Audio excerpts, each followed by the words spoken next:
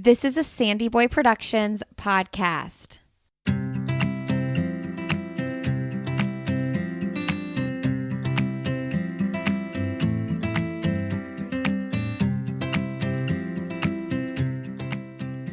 Welcome to the Urban Pharmacy Podcast, where we help women remove the overwhelm of living their most holistic life.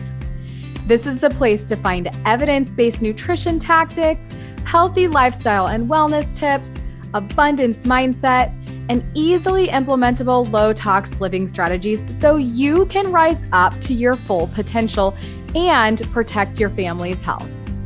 I'm your host, Stacey Heine, certified holistic nutritionist and better living advocate. Now, let's get empowered with some simple swaps that make a big impact for optimal wellness.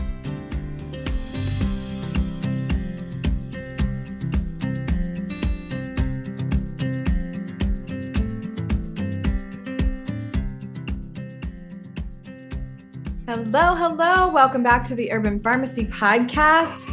I have an amazing guest today. It is Elliott Connie, who is a psychotherapist that practices in Texas.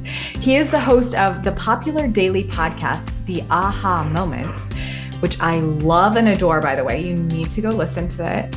And he has worked with thousands of individuals, couples, and families, applying the solution-focused therapy approach to help them move their lives from the current problems toward their desired future.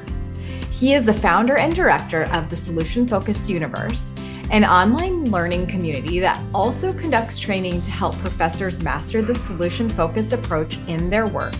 And he is recognized around the world, speaking at national and international conferences and events in such places throughout the United States, Australia, New Zealand, Germany, South Africa, Russia, Switzerland, England, Poland, Sweden, Denmark, Scotland, Holland, Canada, and Asian, training practices to apply solution-focused questions and techniques in their work. He has authored or co-authored 4 books, including The Art of Solution-Focused Therapy, Solution Building in Couples Therapy, The Solution-Focused Marriage, and Solution-Focused Brief Therapy with Clients Managing Trauma. And his new book, which we talk about in the podcast episode, is called The Solution-Focused Diamond. Oh, that was quite a tongue twister to get all out. But as you can see, Elliott has been all over the world helping people with this concept of solution-focused therapy. I first heard about Elliott from my certification that I'm going through right now through the Food Revolution Network. I am learning not only, of course, about nutrition, which I really know so much about already, but really diving into the psychological aspect of helping clients get to their goals and understanding how to help them overcome obstacles and move through this journey to wellness in a new way. And solution-focused brief therapy, which you're going to learn more about, is covered in my training and, again, in this podcast. And I think that you're going to find it very interesting, and maybe it can help you if you are finding yourself stuck in your health right now. And with that said, I want to make sure that you know that the doors to my wellness membership are open, called Holistic Wellness Society. So you can come over and join us on the other side of that. We have nearly 100 trainings already loaded and 100 whole food, plant-based, salt, oil, and sugar-free recipes just waiting for you to enjoy. We tackle all things holistic wellness and lots of nutrition. And I know that if you feel sick and tired of feeling sick and tired, Holistic Wellness Society is for you. And if you're craving the community and support to get on your way without feeling alone, then HWS really is for you. If you have any questions and you want to schedule a one-on-one call, you can click the link down in the show notes to do so. Otherwise, click the join button and I'll see you on the other side. Here's Elliott.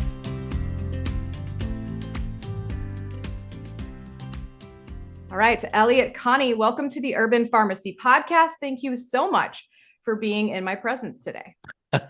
Thank you for having me in your presence today.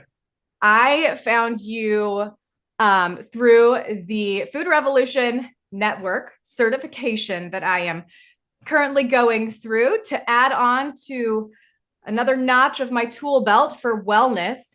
And you came in, you're this psychotherapist, and you're talking about this strategy that you have called solution-focused brief therapy. And we're going to totally break that down in a little bit.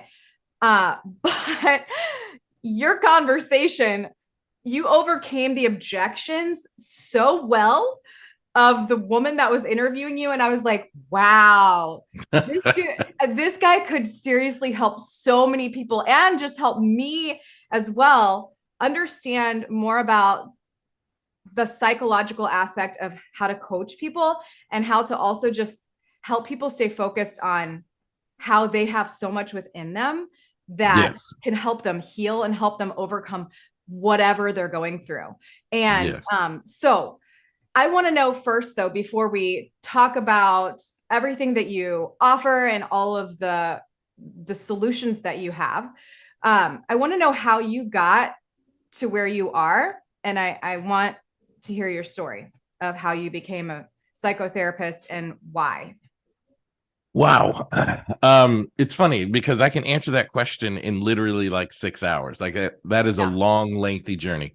But to do my best to tell you the story in a meaningful and succinct way, I grew up in Massachusetts, and I had a father who was aggressive.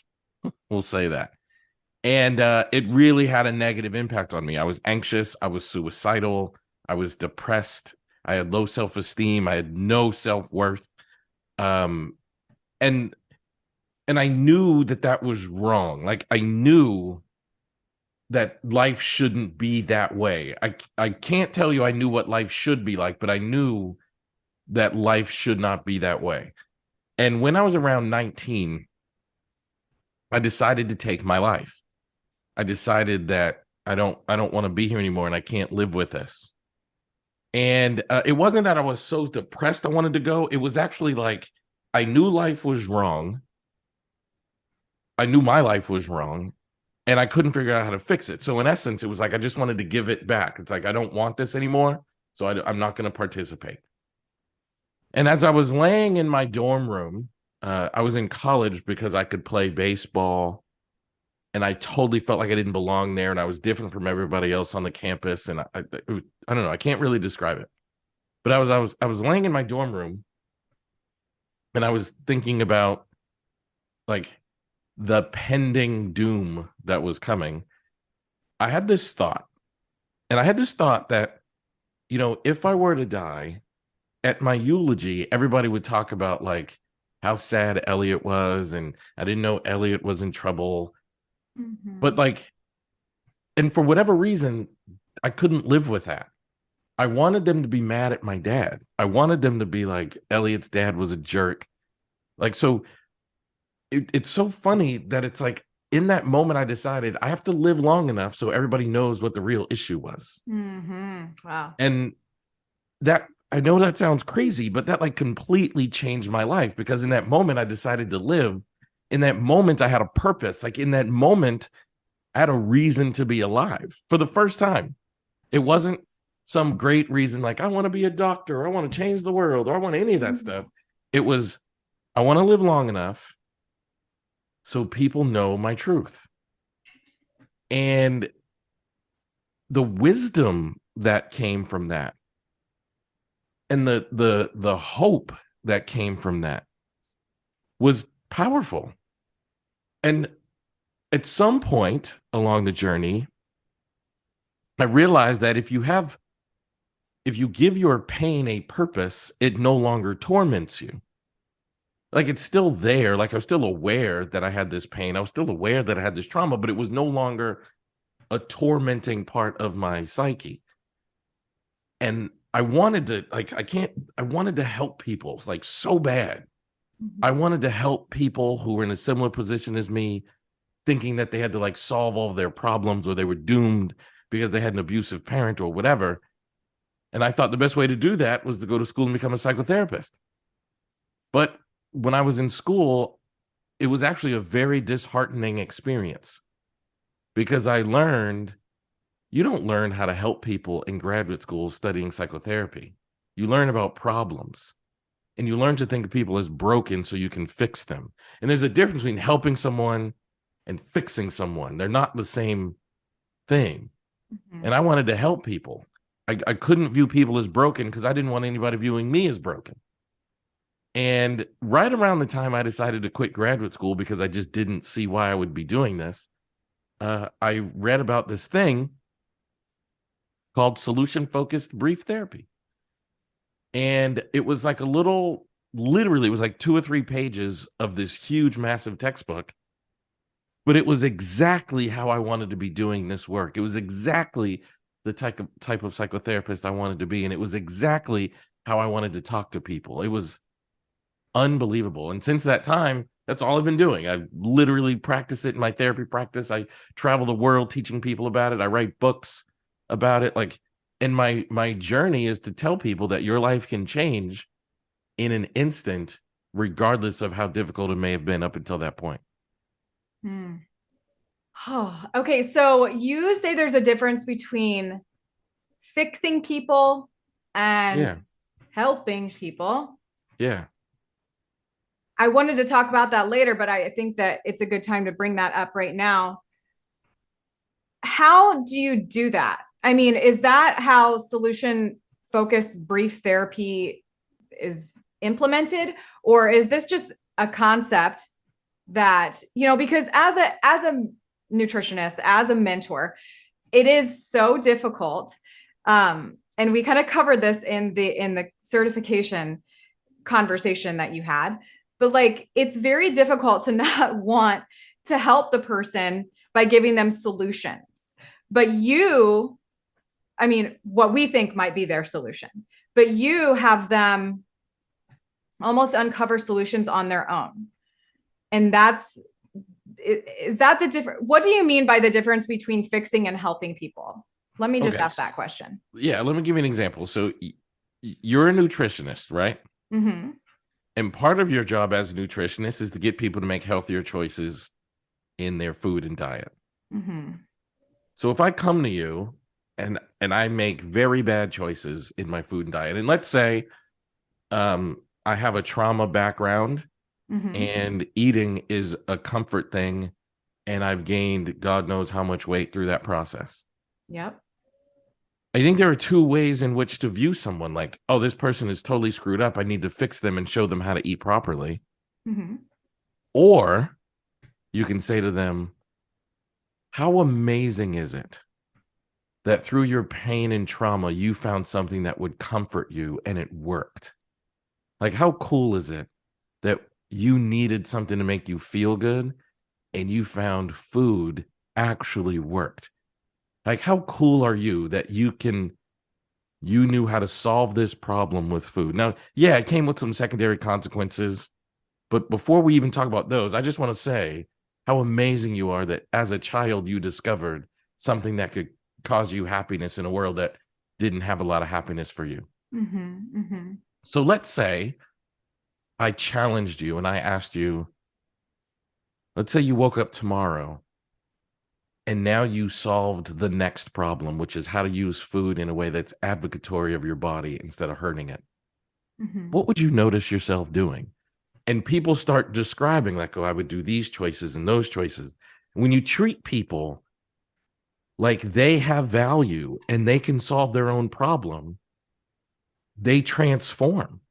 But if I treat you like you're broken, you're just like everybody else treating me like I'm broken. And that doesn't lead to good self-esteem. That doesn't lead to great value. Like, all of us are a product of our entire lives. Our mistakes, our wins, like, we're all a product of all of it. So if you treat me like my mistakes are the things that need to be focused on, I'm probably going to feel worse.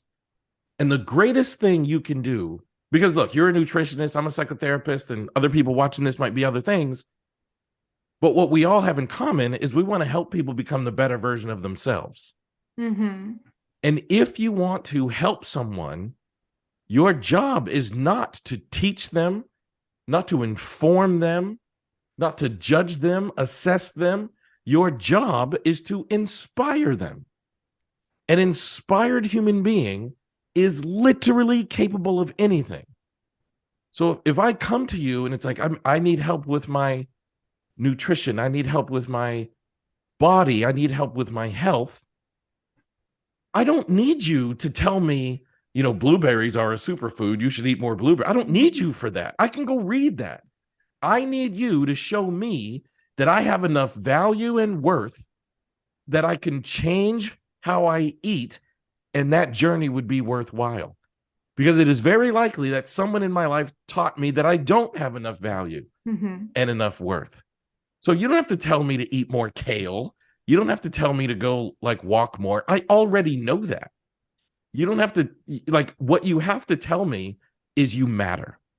What you have to convince me of is you're worth this effort. What you have to convince me of is if I go down this journey, I will experience it as a positive thing. And once you convince me of that, I'll go find the blueberries. I'll go find the kale. I'll go find time in my schedule to walk and exercise more. But I first have to believe that I matter. And I think, unfortunately, most people walk around believing that they do not matter.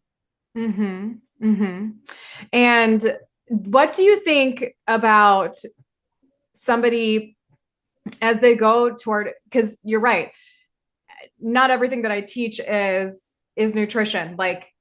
Of course, when I'm working with people one-on-one, it's a completely different situation where I am in my membership, where I'm actually showing up and teaching. I'm giving tools, I'm giving resources, I'm giving inspiration, I'm doing mindset. We're focusing on different strategies to help get us to a little bit closer to our ideal existence. Do you think that it's important to go through reflection?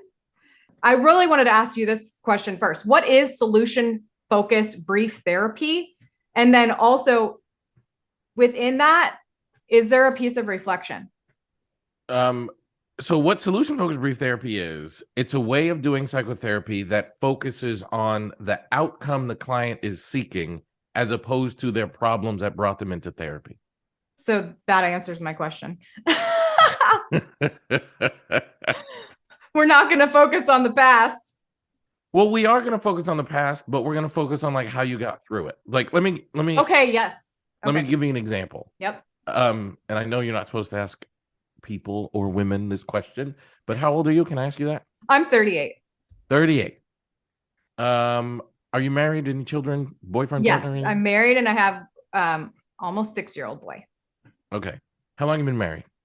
For 11 years. 11 years. Okay.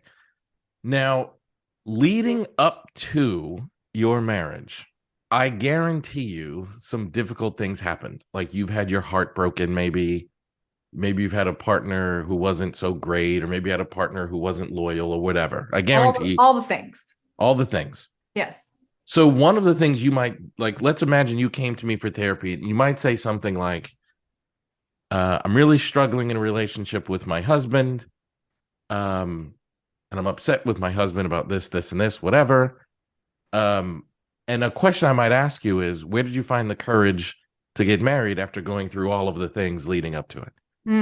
Because part of my job is to help you feel resilient and strong. And most people don't. We feel like, no, I'm going to be really mean to your husband. What's your husband's name? Kyle. I'm going to be really mean to Kyle for a second. So let's say you've had a bunch of bad boyfriends who weren't really great leading up to Kyle.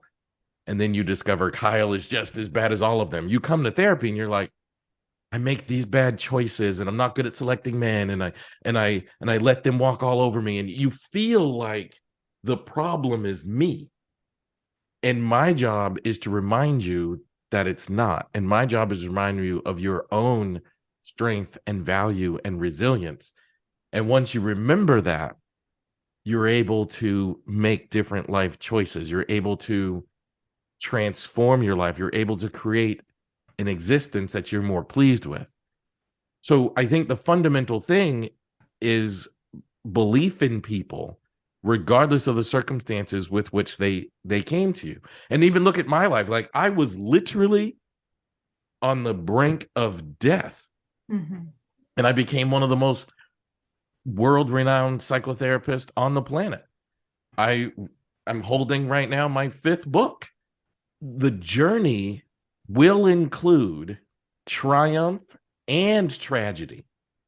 And we really can't be defined by either. We just have to accept that I'm capable of triumph, and I'm also capable of enduring tragedy. Like it's not possible to get through life without struggle. That's just the way life is. And some people's struggles are longer than others, and some people's struggles are more intense than others. But none of us can get through this life without scars and wounds and hurts and defense mechanisms and all of that. My job is to help, and actually I would argue your job and everybody's job is to help the people come to us for services to be a better version of themselves. Like I'm talking to you right now on my Apple computer. Apple's job is to help me be a better version of myself. Like that's the whole point of all of this. Now, Apple does it through technology, and I do it through language, and you do it through nutrition, but we're all doing the same thing, helping people become the best version of themselves. And I think it starts with, going back to what solution focused group therapy is, it starts with this masterful art of realizing. So again, to pick on you and Kyle for a second, it starts with this masterful art of realizing, like, Stacy came to therapy because she feels like her relationship with Kyle is flawed in whatever ways.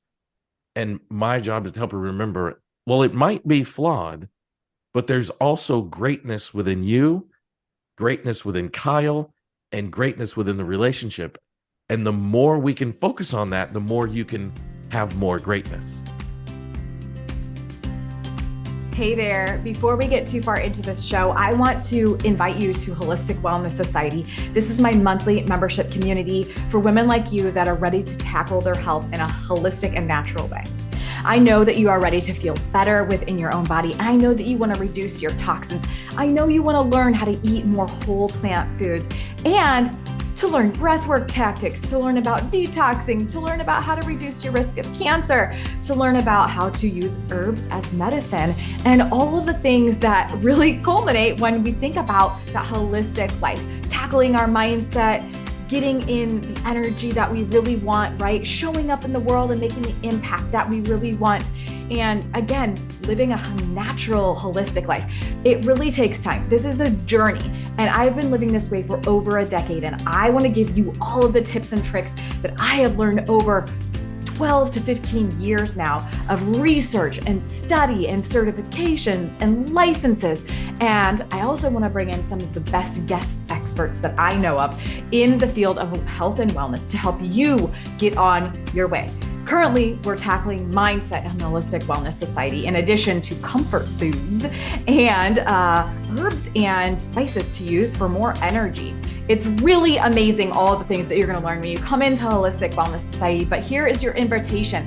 Please join us. Click the link down in the show notes to check it out. If you have questions, just schedule a free wellness chat with me. I can help you figure out if this is for you or not. But truly, the women that are in Holistic Wellness Society are taking control of their health. They are transforming from the inside out, their mind, body, spirit. And it's a beautiful thing to see. And it's really an amazing community to be a part of. Because when you have that support and you're submerging yourself around other people who are actually ready to take control of their health, you're much likely to do so than if you were working alone.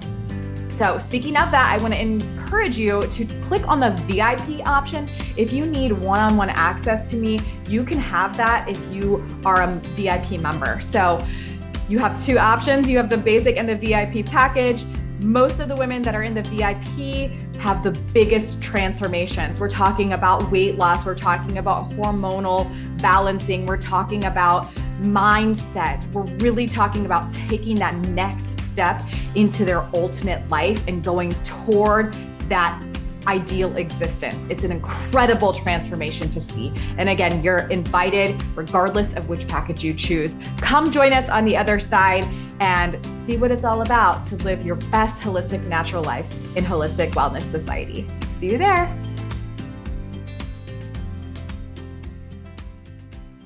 What do you think about putting somebody through an exercise? Because I literally might take this out of my society because I get what you're saying, like 100%.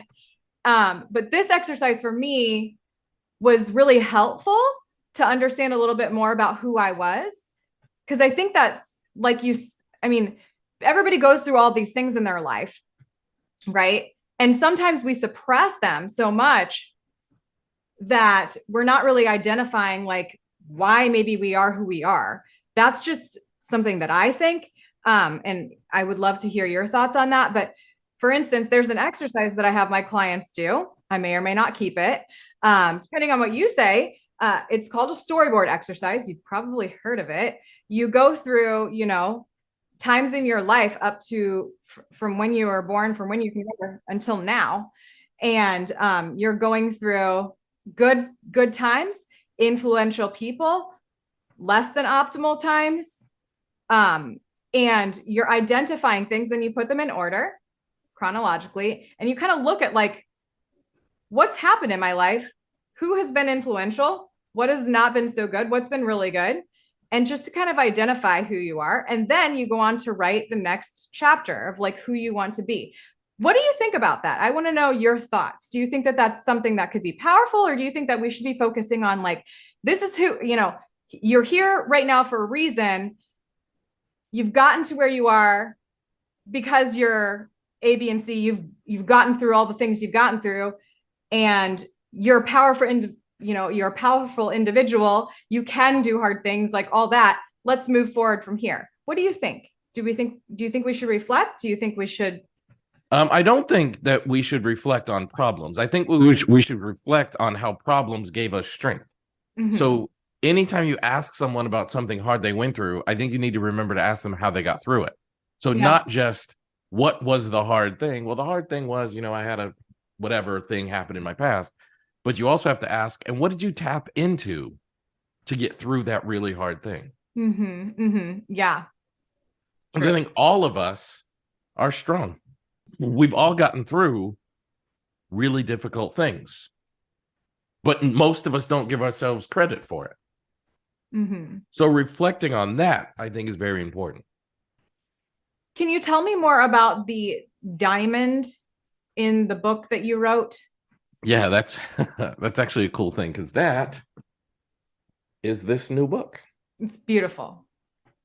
My colleague and I, Dr. Adam Frower, like psychotherapy is a very abstract thing to learn. Like when I went to graduate school, I wanted to learn like how to build a house. You know what I mean? Like you put down the foundation, and then you build the walls, and you put on a roof, and like I wanted to know the steps.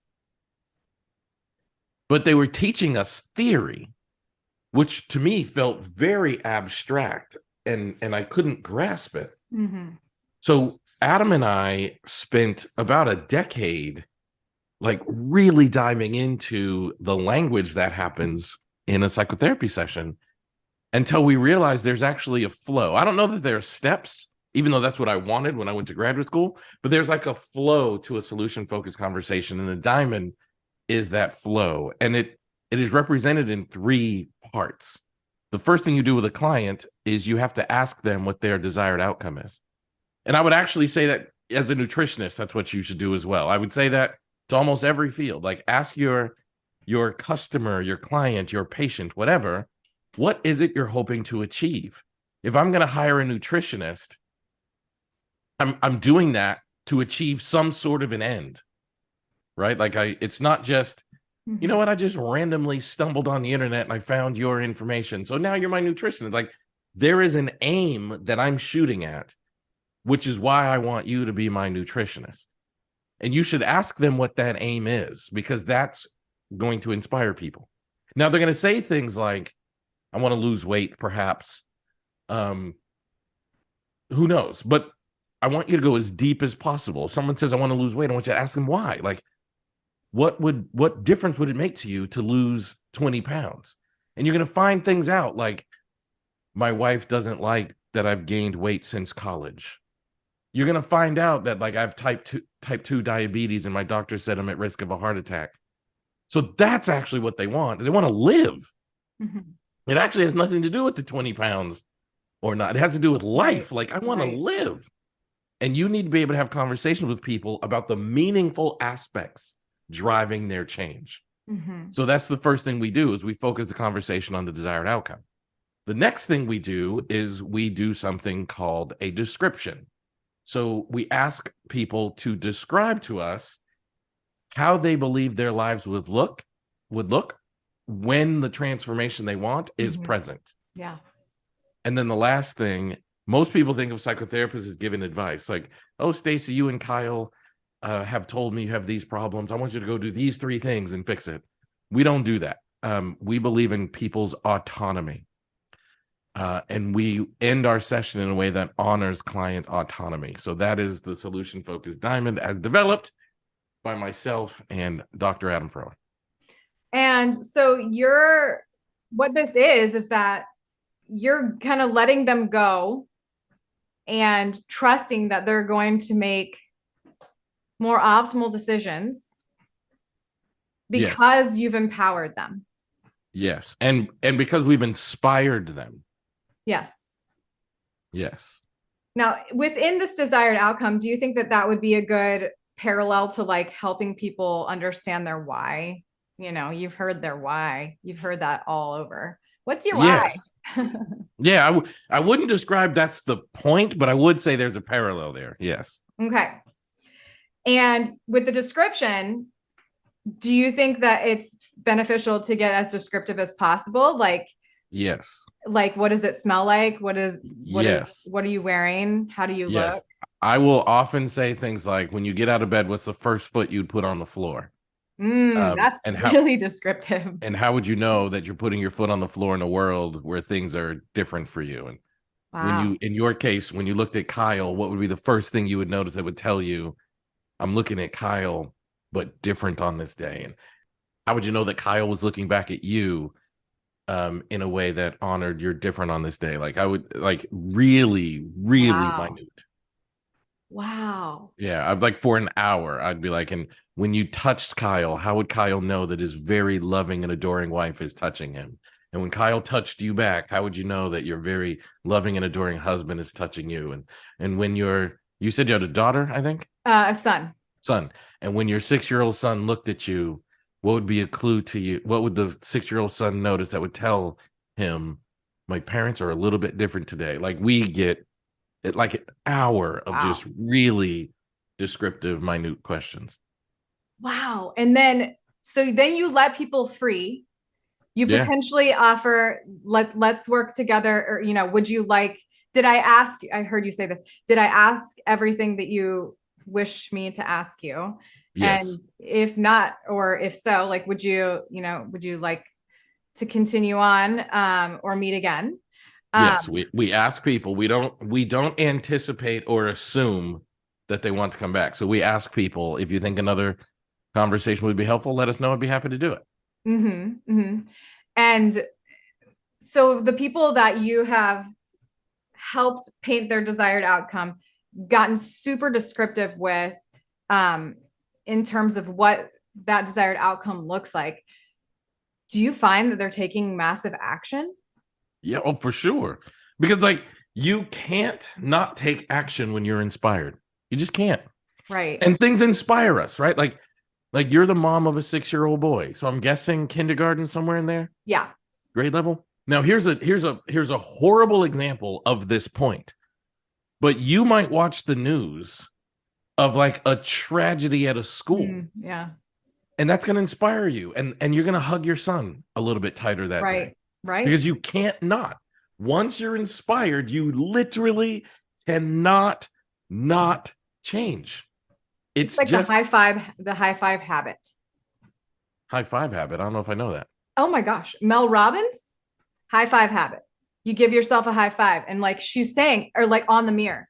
And she's saying like that you literally can't not be inspired. You can't not feel happy when you're giving yourself a high five, when you're physically giving yourself a high five in the mirror. Like you can't hate yourself like at the same exact moment. Like you actually feel like you are worthy of, you know, giving yourself a freaking high five. Well, the reason that that's important, I'd never heard that before, but why I agree with it is your brain can't hold two thoughts at once. Mm-hmm. And doesn't matter how smart you are, doesn't matter how powerful your brain is, it can only do one thought at a time. So people who think they're good at multitasking, they're actually not. They're good at going back and forth between thoughts. Mm-hmm. So if I give myself a high five, that means at that exact moment, I'm not thinking negative things about myself. Mm-hmm. But I think that's also true of an inspired heart. Like if you're like, so here's a trick. Like anybody watching this, I could make your relationship better just like this. Now, I'm not assuming anybody's relationship is bad before I say this, but I can help you go from good to gooder. Mm-hmm. I can help you go from bad to good. I can help you go from gooder to great, and here's what I want people to know to this point. If you're, so in your case, Stacy, husband, if your husband knows this is exactly how to make Stacy smile. I know the thing she likes, whether it's her favorite flower, favorite meal, whatever. Like I know the thing. And let's say he does it. You walk out of the room you're in right now, and he is in the kitchen preparing your favorite meal, whatever it might be. When you see it, you can't help but emotionally take a step towards him.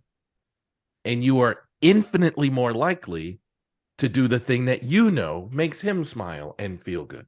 It is the rule of humanistic relationships. Mm-hmm. So if you want to make your relationship better, anyone, then do something that you strongly believe will touch your partner's heart. Because once their hearts are touched, they literally cannot be the same. The reason our relationship get in trouble is because we do the opposite. I'm mad at you, so I'm not doing the thing that makes you smile, and we do weird things as humans. Mm-hmm. Now, I'm saying this because in the context of, in my case, mental health, in your case, nutrition and wellness, do something for your clients that make them feel good about themselves, right? Have a conversation with them that makes them feel good about themselves, and they can't not change.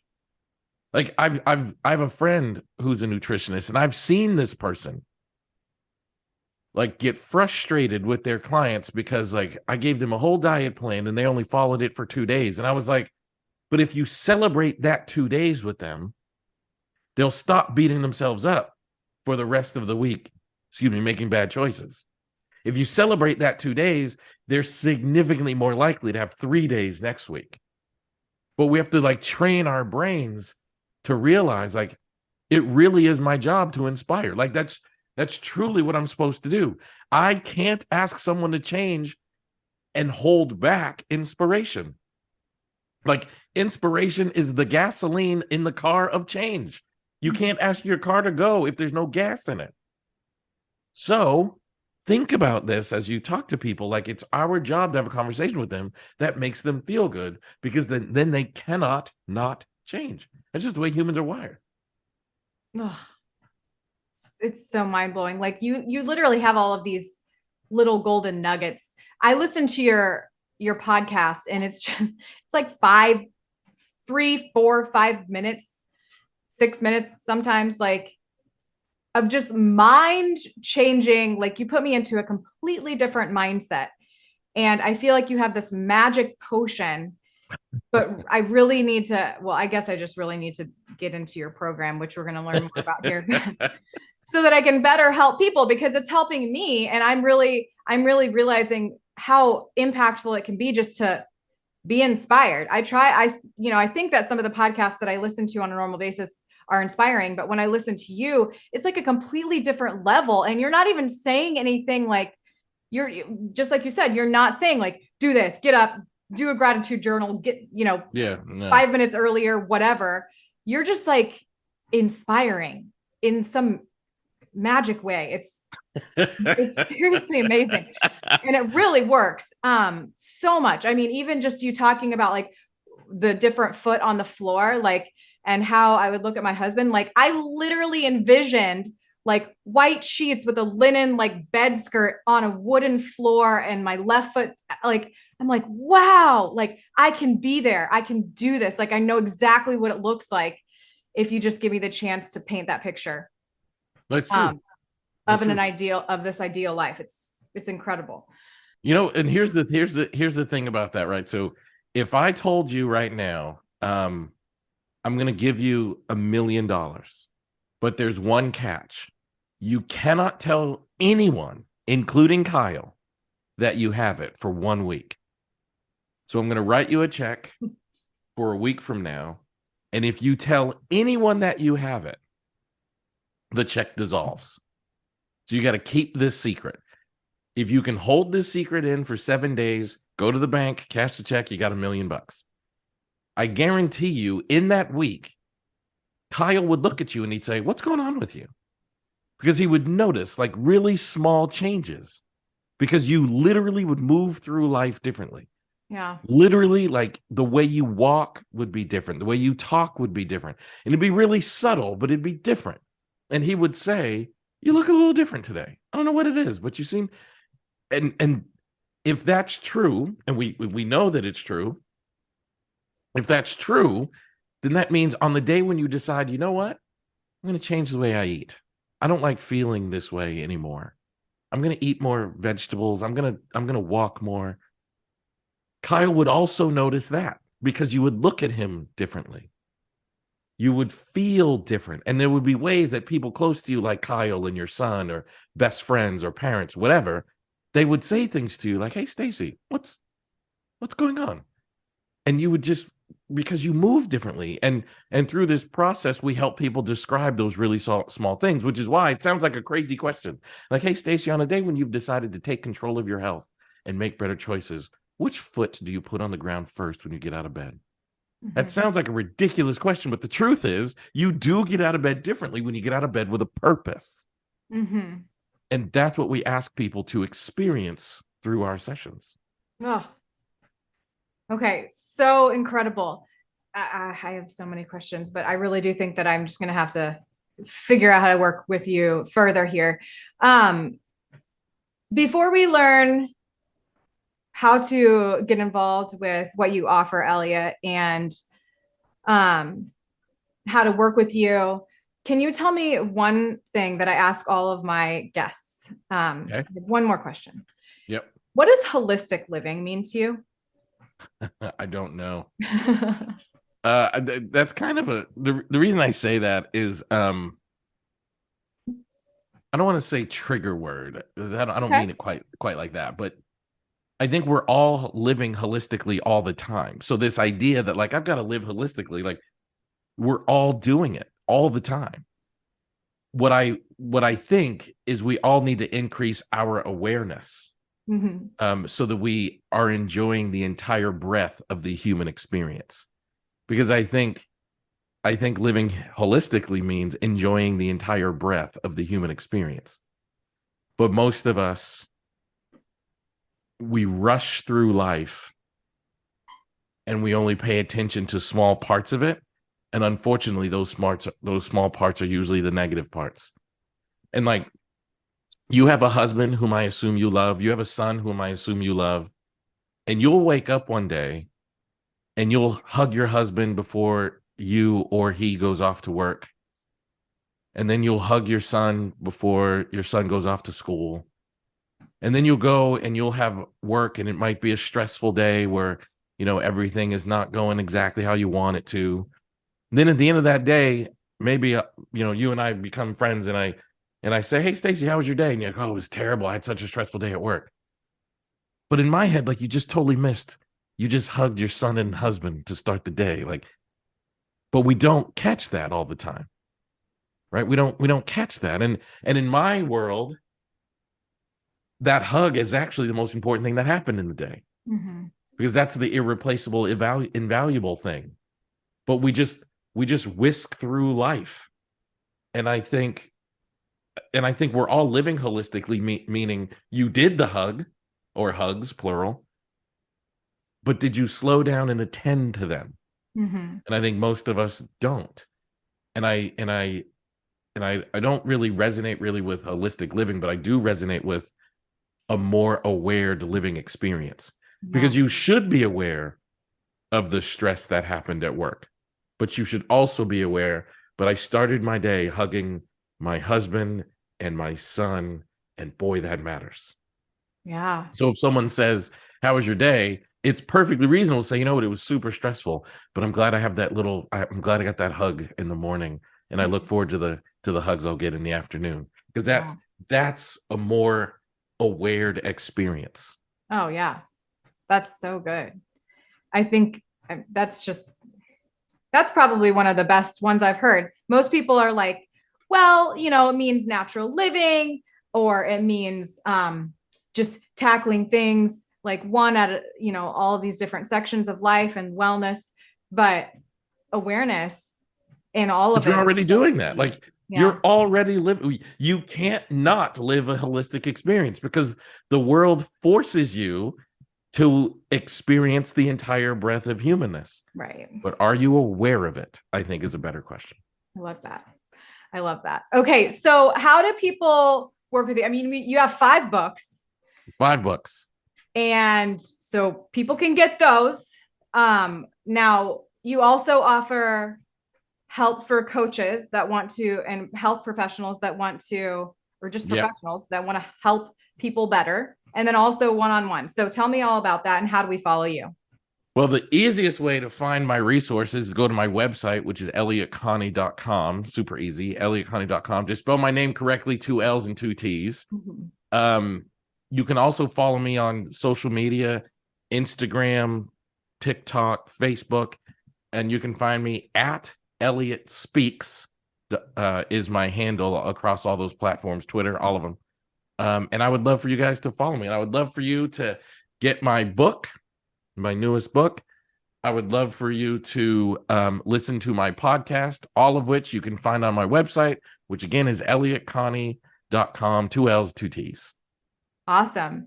And again, for all of you health professionals out there that want to better serve your clients or patients, I think that this is the most powerful thing that I've come across in over a decade of learning about how to help people, because this is one of the solution-focused brief therapy concept, I think is going to be one of the most pivotal things for my business, and for my clients as well. And I think that you guys could also help so many people by understanding a little bit more about it. So Elliott, thank you so much for your time. Thanks for having me. You're amazing, and we appreciate you. Much love. And hopefully I will talk to you again soon. I sure hope so. Thanks, Stacey.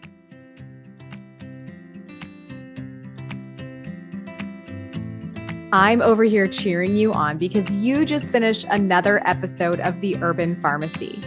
For today's show notes, head on over to theurbanpharmacy.com and be sure to join us inside our private Facebook group called The Urban Pharmacy, where we share inspiration, live trainings, and holistic living tips to help you build community and the healthy lifestyle that you've always wanted.